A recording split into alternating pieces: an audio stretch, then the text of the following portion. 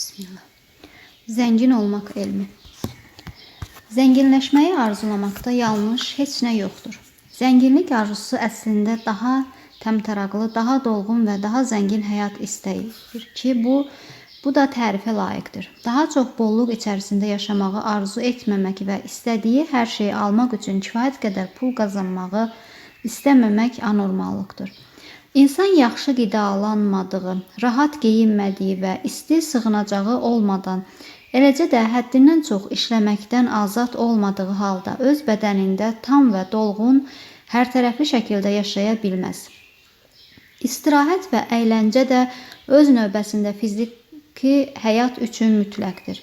Kitablar olmadan və onları öyrənmək üçün lazımi vaxt sərf edilmədən, səyahət edərək müşahidə etmək imkanı olmadan, intellektual insanlarla əhatə olunmadıqca, insan zehni cəhətdən dolğun yaşaya bilməz. Zəngin olmaq hüququ. Fəsil 1. Kasıblığı tərifləmək üçün nə söylənmiş olsa belə, zəngin olmadıqca tam hərtərəfli və uğurlu həyat sürməyin mümkünsüz olduğu fakt olaraq qalır. Heç kim kifayət qədər pulu olmadığı halda öz bacarıq və şəxsi inkişafında yüksək səviyyəyə yüksələ bilməz. Çünki insanın öz ruhunu zənginləşdirməsi və istedadını inkişaf etdirməsi üçün istifadə edə biləcəyi bir sıra vasitələrə ehtiyacı vardır ki, o bunları almağa pulu olmadığı müddətcə bu vasitələri əldə edə bilməz.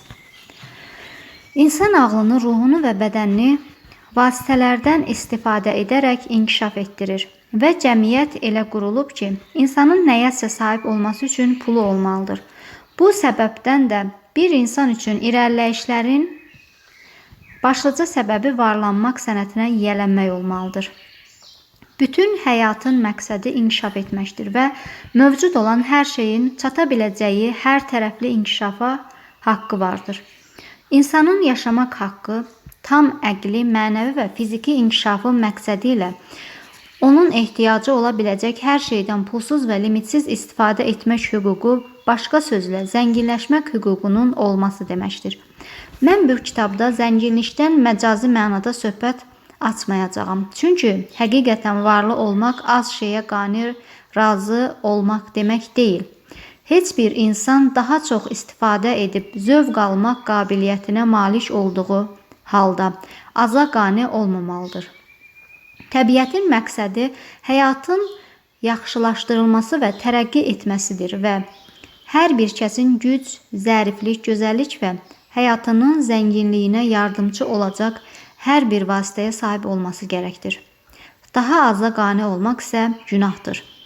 Həyatda istədiyi kimi yaşamaq üçün arzuladığı hər şeyə sahib olan adam həqiqətən zəngindir. Kifayət qədər pulu olmayan şəxs isə istədiyi şeylərə tam sahib ola bilmir.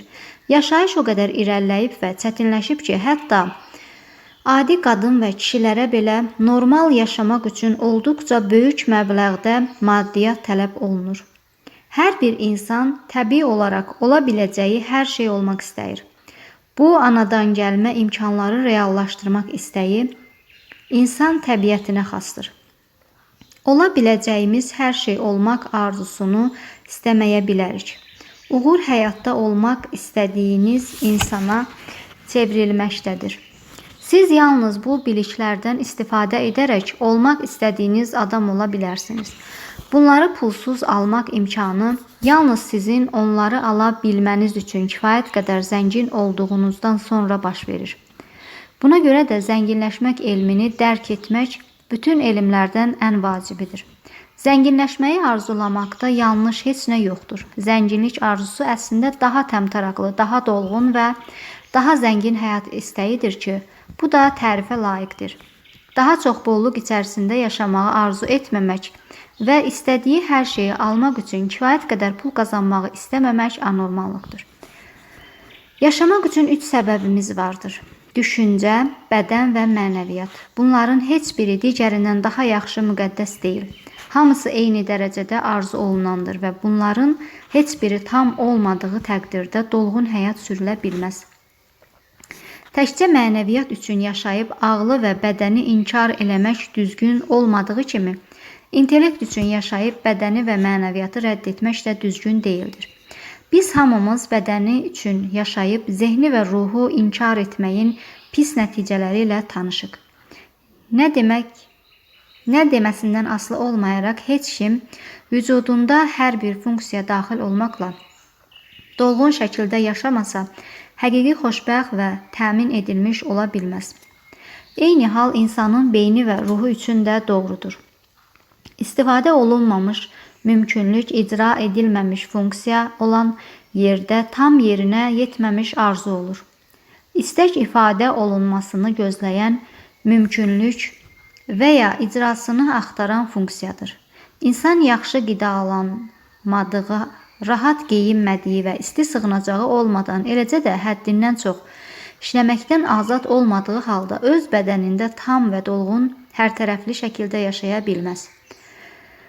İstirahət və əyləncədə öz növbəsində fiziki həyat üçün mütləqdir. Kitablar olmadan və onları öyrənmək üçün lazımi vaxt sərf edilmədən, səyahət edərək müşahidə etmə imkanı olmadan, intellektual insanlarla əhatə olunmadıqca insan zehni cəhətdən dolğun yaşaya bilməz. Dərrakə üçün insana intellektual istirahət lazımdır və o özünü dəyərləndirməyi və istifadə etməyi bacaracağı incəsənət və gözəllik predmetləri ilə əhatə etməlidir. Mənəvi cəhətdən dolğun yaşamaq üçün insanda sevgi olmalıdır. Yoxsulluq isə sevgi ifadəsini inkar edən faktordur. İnsanın ən çox xoşbəxtliyi sevdiklərinə bəxş etdiyi faydadadır. Sevginin ən təbii və spontan ifadəsi isə bəxş etməkdir.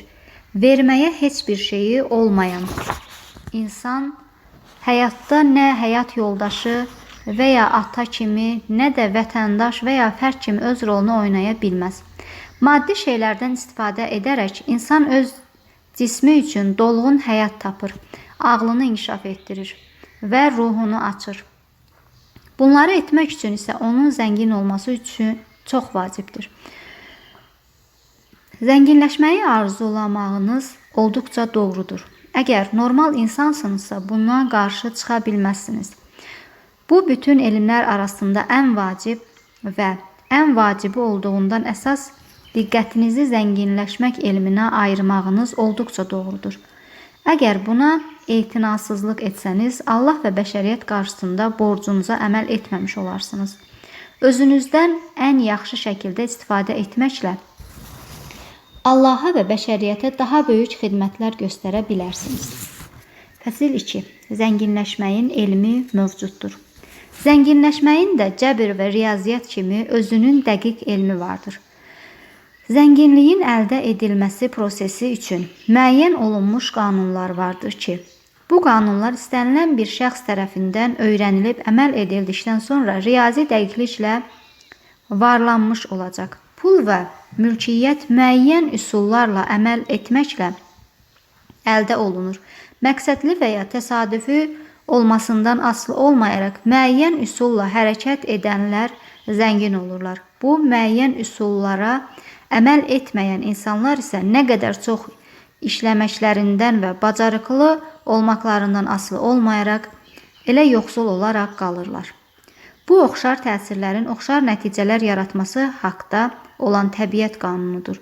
Müəyyən olunmuş üsulları öyrənən və tətbiq edən istənilən adam mütləq zəngin olacaqdır. Qeyd olunmuş bəyanatın doğruluğunu aşağıdakı faktlarla göstərmək olar. Varlanmaq ətraf mühitdən asılı deyil. Əgər belə olsaydı, o zaman qonşuluqda yaşayan hər kəs zəngin olardı. Bir şəhərin bütün insanları kasıb olduğu halda digər bir şəhərin əhalisi varlı olardı. Yaxud bir ştatın sakinləri pul içində üzər, digər ştatda yaşayanlar isə kasıblığa düçar olardı.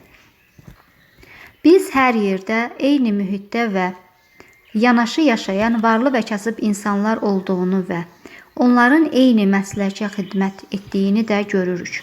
İki insanın eyni ərazidə və eyni biznesdə olmasından asılı olmayaraq birinin varlı olduğu halda digərinin isə yoxsul yaşaması ətraf mühitin varlanmaq üçün əsas olmadığını göstərir.